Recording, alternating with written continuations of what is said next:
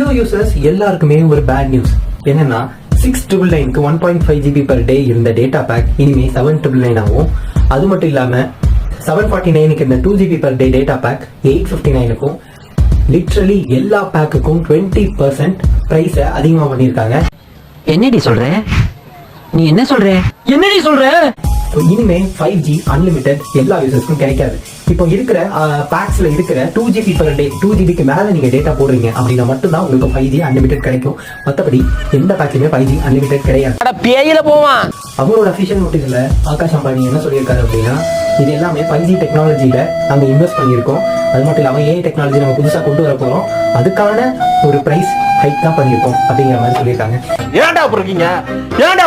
மறக்காம இந்த வீடியோவை உங்க ஜியோ யூசர் ஃப்ரெண்டுக்கு ஷேர் பண்ணிட்டு சப்ஸ்கிரைப் பண்ணிருங்க.